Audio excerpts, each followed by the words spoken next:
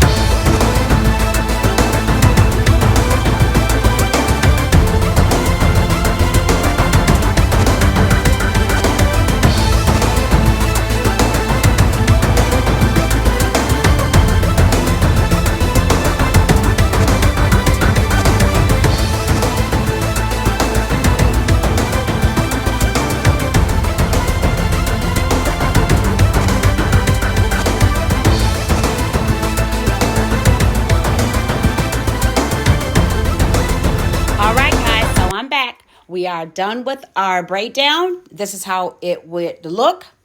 And also, I'm just going to tuck the end of that last braid in with the crochet needle, and then we're going to add our stocking cap. And then I'm going to add a stocking cap. Okay guys, now sped this up. We're going to sew all the way around that perimeter braid, and then we're going to slow it down a little bit when we get to the top.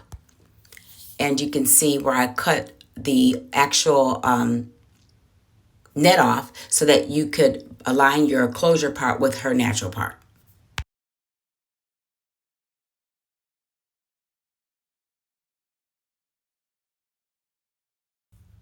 Okay, so here I've slowed down the video a little bit so that you can see what I'm doing is I'm going through each of the top of the front parts that are going back, and I'm making like a line with my thread so that when I cut around that part, the closure won't just unravel all the way up to the perimeter part. So just keep watching. I'm just going straight down the line, and then I'm going to cross over the back of that part and come back over to the other side of the part with a line going towards the front of the perimeter, and then we're going to continue going around the perimeter.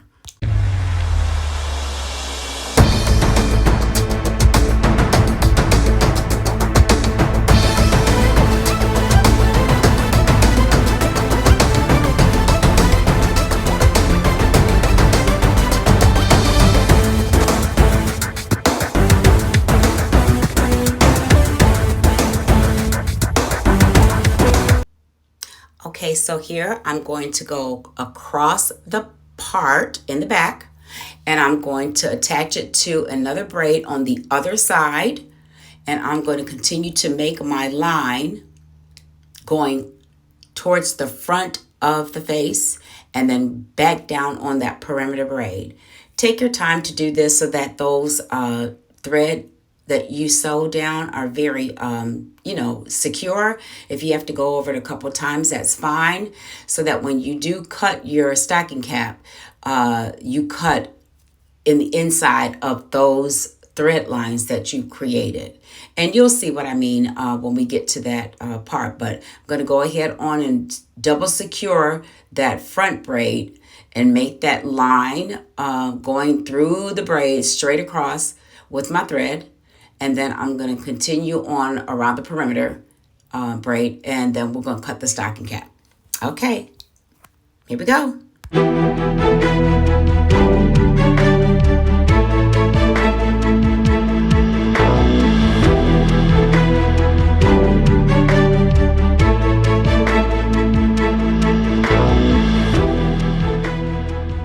Okay, so now we're going to go ahead on and cut around the perimeter of that stocking cap. But first, we're going to go ahead on and cut through the actual part, the curved part. And we're going to cut up into the actual U-shaped stitch that we created. And that's where we're going to start right. We're going to stop right there. And then we're going to continue around the perimeter. But as you can see, that allows us to see the part nice and clear so that we can align our closure with that part.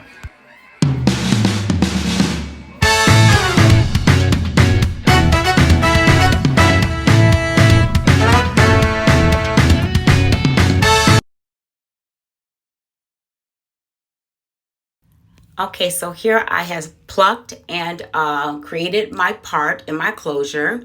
I also dusted my closure with some foundation. And now it is time to align the closure with the part.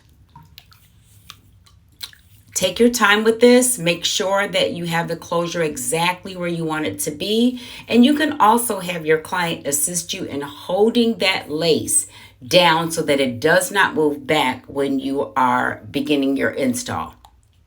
Okay, so the first thing you want to do is make sure your client is securely holding down that lace as you go through the front of the lace. You are going to pull your needle back through, and you're going to pull that needle through to your first anchor braid on the edge of your braiding pattern. So as you see, I'm going to go through the lace, then I'm going to come back down through that anchor braid through the lace again and back down. And we're going to secure that as many times as we deem fit. We are not going to go down the sides. We're just going to secure the front of that lace to that first anchor braid. And we're going to continue to do this until we feel that that is stable and sturdy enough. And then we're going to go to the other side.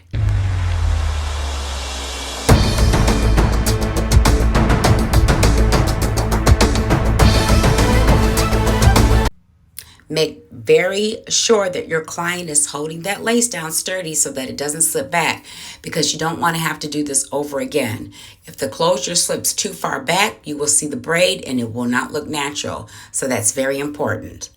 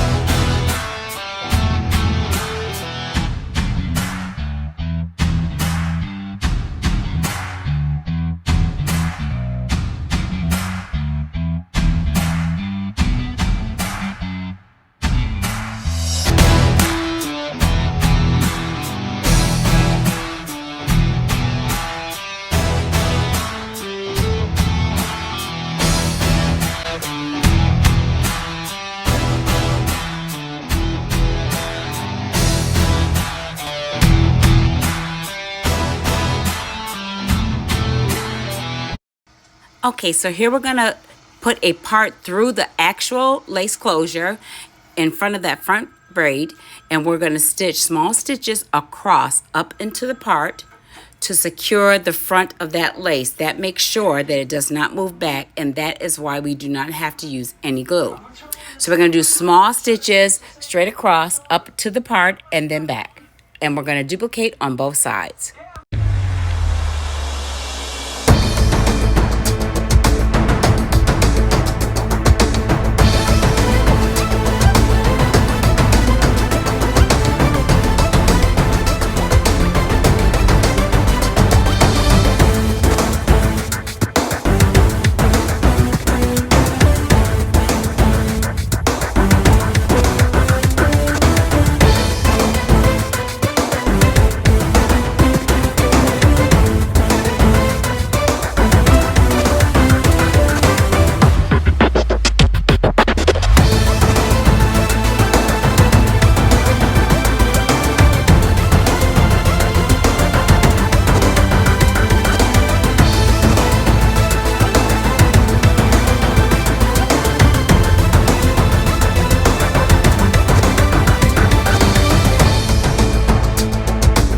Okay, so now at this point, you can go ahead on, once you have secured both sides and you have gone through your actual lace and sewn down both sides the same way, you're going to go ahead and continue to sew down each side of that lace closure now. Because the front is secure, it is not going to move back. You've secured the front, so now you can continue going around your lace and sewing everything down.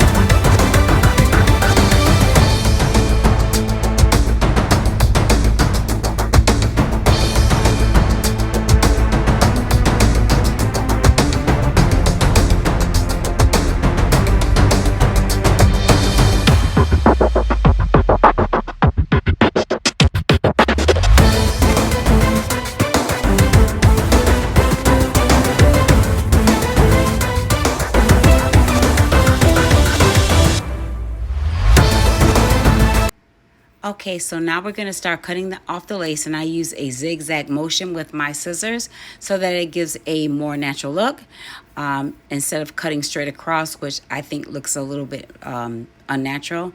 So the zigzag motion with your shears makes it a little bit more natural looking, and that's what I use.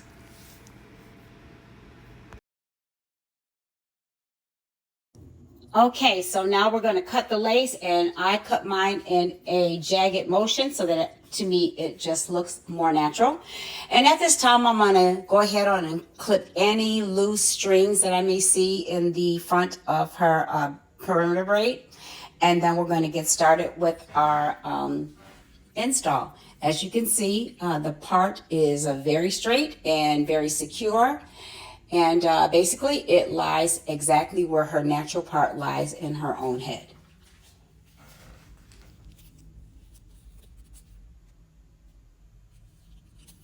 If you want to pluck more or do a little bit more with your part at that time, you can.